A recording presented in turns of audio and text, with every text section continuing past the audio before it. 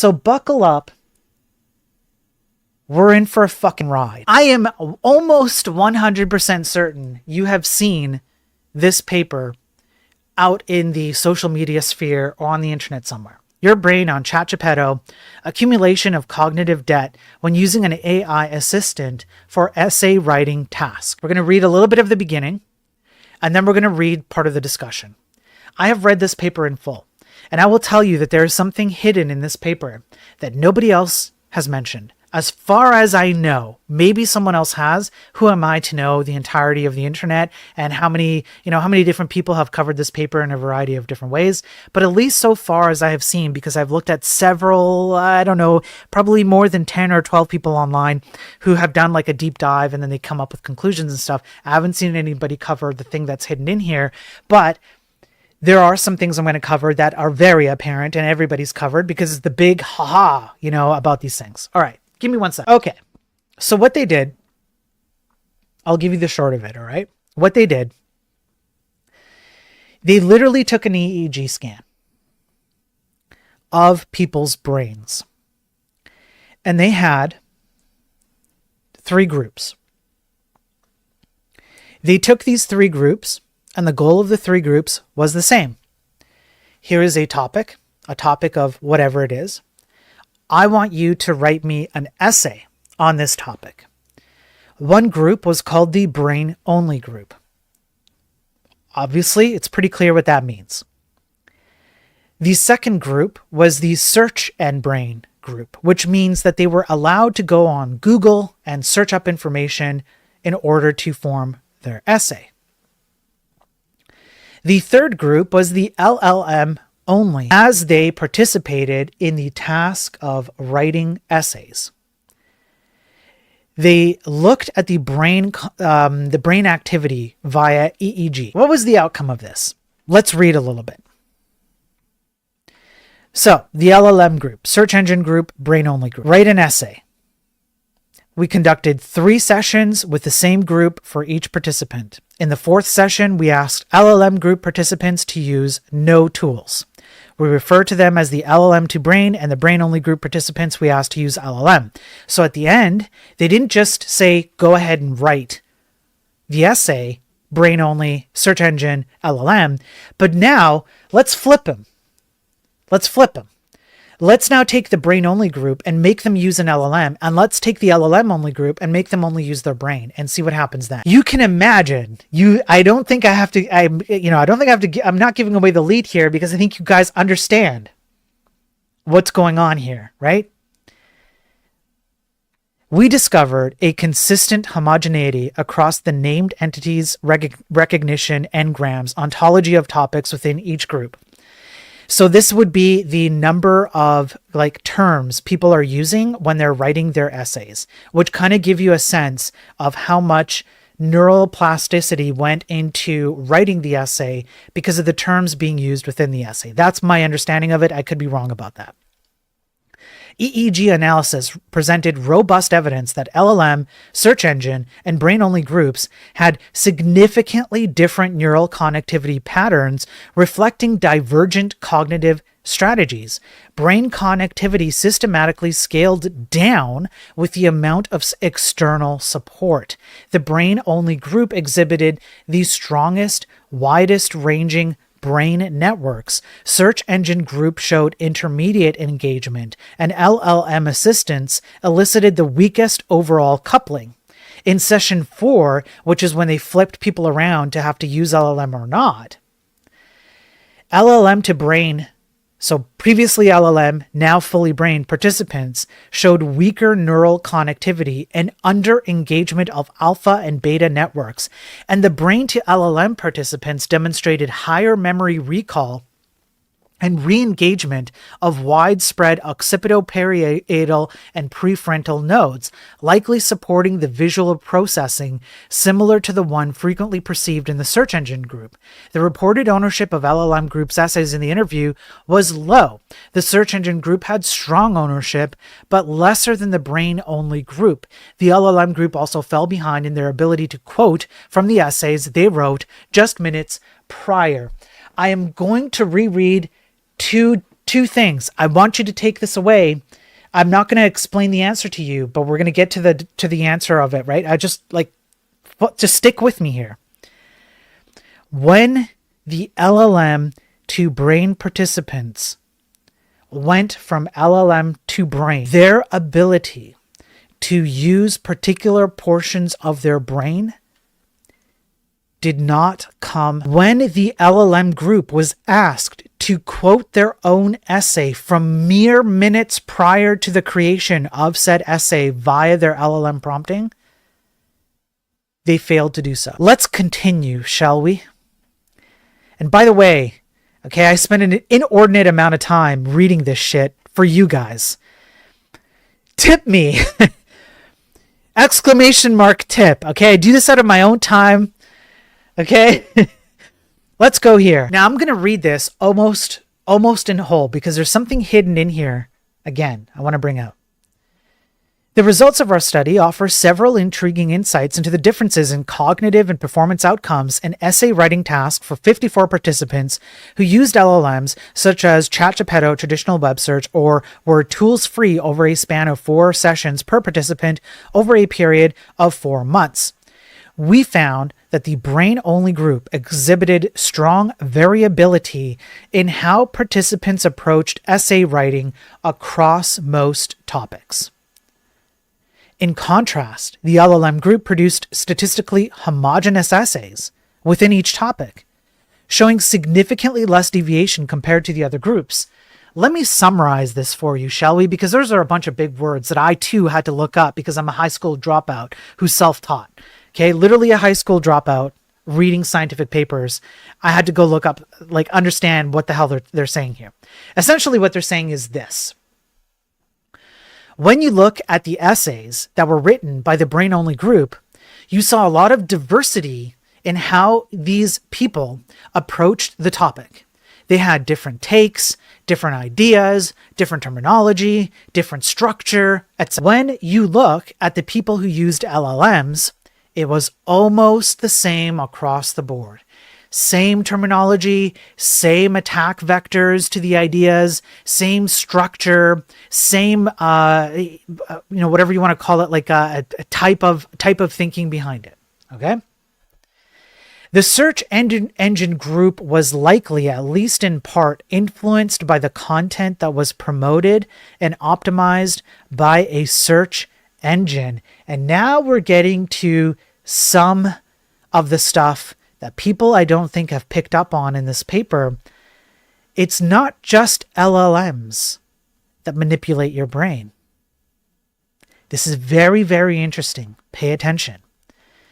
Therefore, the keywords used by the search engine group to promote specific ideas within each topic were likely influenced more by the participants' own queries than by the prompts provided in the LLM group. Thanks for the bits there, One Allergen. I appreciate it, man. And by the way, I'm joking about the tip thing. I'm happy, absolutely happy and grateful if you decide to help me out financially. That means a lot. But I absolutely understand, as previously homeless, what it's like to part with $5. I'm not kidding. I've been there. $5 is one meal for a day to get you by when you're poor, and I get it. So yeah, take care of yourself and your family first. All right. So let me keep reading. I think I've kind of dropped the premise here. Another interesting tidbit. In the brain-only group, interestingly, in the brain-only group, the social media influence found its way around. Here's a quote from one of the essays. So why are we not talking about it on Instagram, for example? I just want you to consider I just want you to think about what this is saying.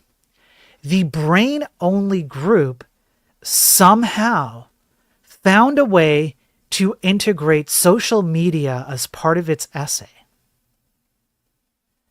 I want you to ask the question, why? And I want you to consider if already what we've read in this paper alone gives you an indication as to Why?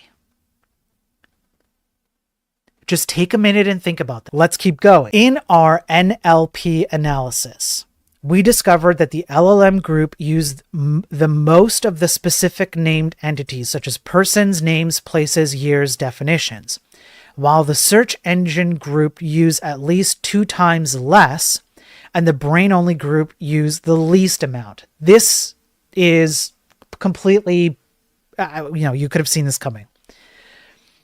Across the essays written by different groups, one can likely observe propagation of biases used in the training data of the LLM, or advertisements in a search engine, or human biases, like getting an education in the same environment but with different cultural, linguistic, and other backgrounds. I'm purposefully not answering the questions and what you guys are saying about what I'm asking here, because as we continue to read this, the answer becomes abundantly clear, in my personal opinion. So I'm literally avoiding chat right now, answering chat, because the answer becomes more and more clear the more you read this damn paper. The prompts and queries used by participants sequentially impacted how participants structured ontology and semantics of the essay. So I just want to make this clear. There are biases in the training data of the LLM. People were influenced by the advertisements in the search engine. And then you have human biases. Few participants relied less on the LLM's opinion in the topics like philanthropy and forethought. And in other topics like art and perfect, participants behaved differently based on the analyzed prompts and interviews. Interestingly, several participants used languages other than English, Spanish, and Portuguese, but eventually ended up with the English essays that were not very different from others within the same LLM group and same topic. The search engine group participants were more prone to experience the filter bubble in their search results.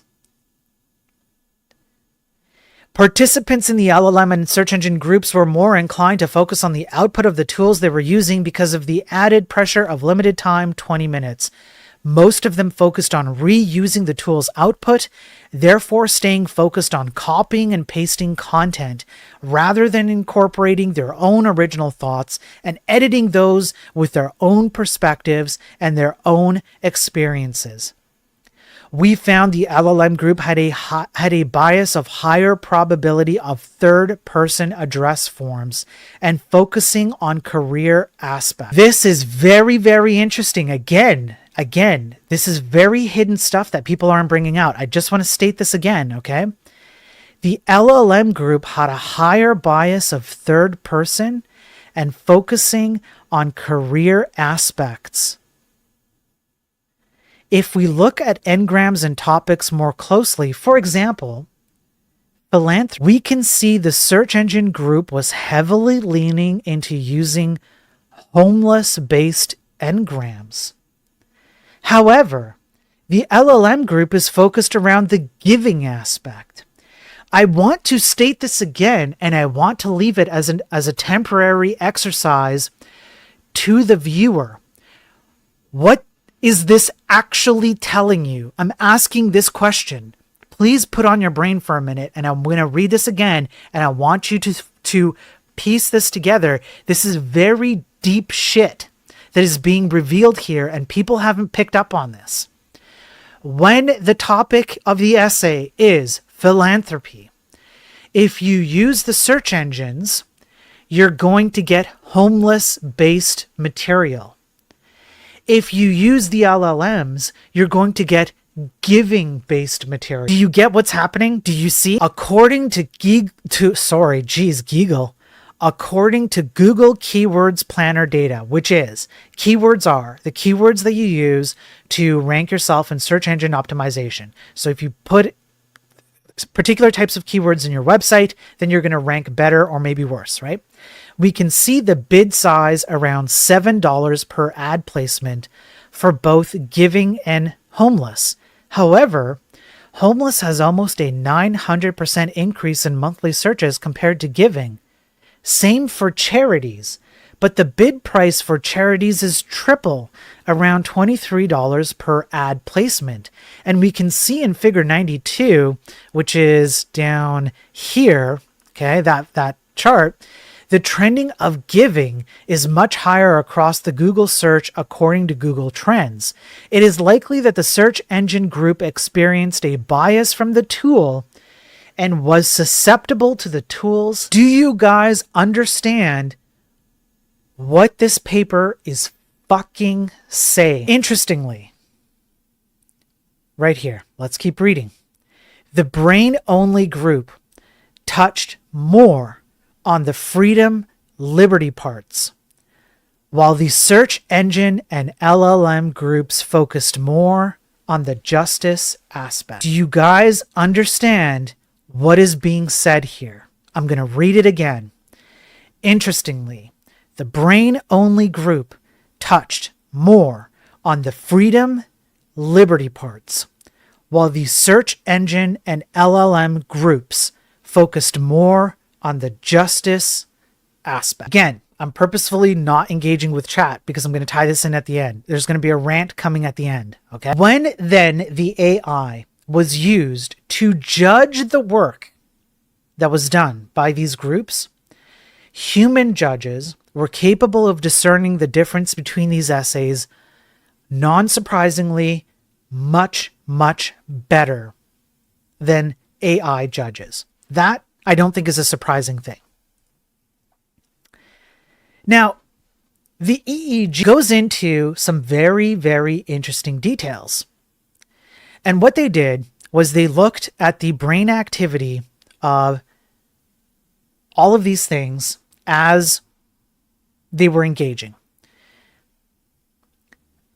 The more external support you have when you're tackling problems, the less connective systemic scale you have in your brain. LLMs were the weakest overall coupling in their brain activity. The LLM group had less than 50 or had more than 55 or up to 55% reduced total brain capacity. However, the search engine group had something very interesting. They exhibited increased activity in the occipital and visual cortices. In other words, as the search engine group used the search engine, they were looking at visual information because, of course, if you're going to go Google something, you're going to see images, right? And so that affects a different portion of your brain as you're reading in that visual information. So they had a little bit of an advantage there because there was a different mechanism in their brain that they got to exercise as doing the search engine-based essay creation. However, the brain-only group won by a massive factor. When it comes to neural plasticity or neural connectivity, etc., the brain-only group won hands down. It wasn't even a competition. The search engine group did benefit a little bit more than the other groups because they had that visual feedback, which did aid in their ability to deconstruct ideas and come up with other ideas. And essentially what the EEG stuff on the search engine group showed was that there is some positive impact to having visual markers, because what you do is when you have a topic and you see something visually, okay, you can generate visuals in your mind's eye, so to speak, in your own imagination, where you map visuals you've seen, like daily life stuff that you see in real life, pictures you see as part of your search engine results, whatever it is, and you can map those things to other visuals you generate as part of your essay creation process. So there is some benefit to having those visual markers. That's not bad, okay?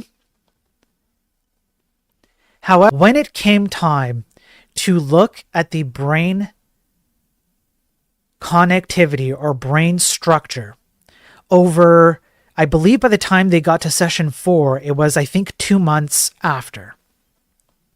I'm pretty sure it was 2 months after. It's somewhere in here. Session 4. I can't see. I swear somewhere in here it said it was like session 4 was like at the end of the thing. It was 2 months after.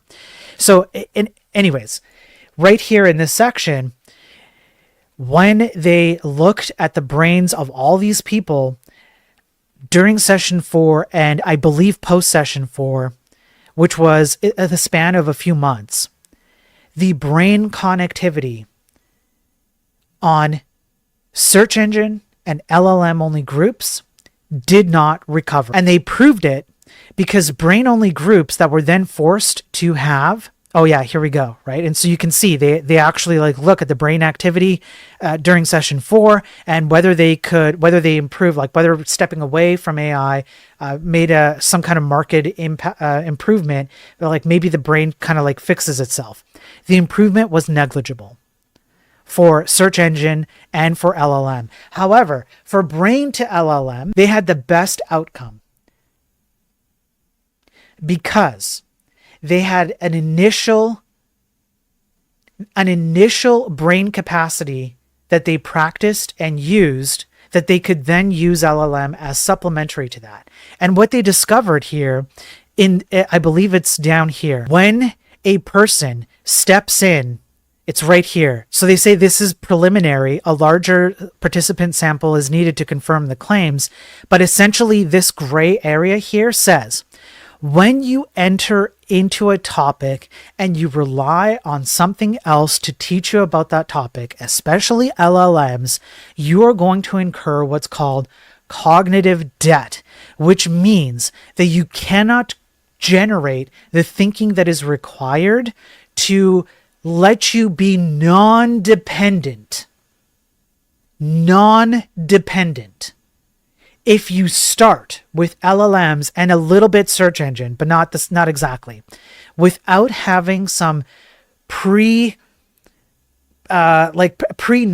about what's going on, you are going to suffer that cognitive debt in some cases indefinitely. Your brain structure might not be able to recover from the fact that you suffered from cognitive debt.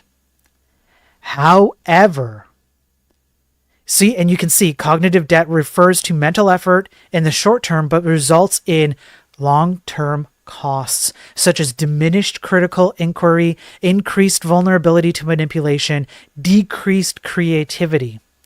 When participants reproduce suggestions without evaluating their accuracy or relevance, they not only forfeit ownership of the ideas, but also risk internalizing shallow or biased perspectives.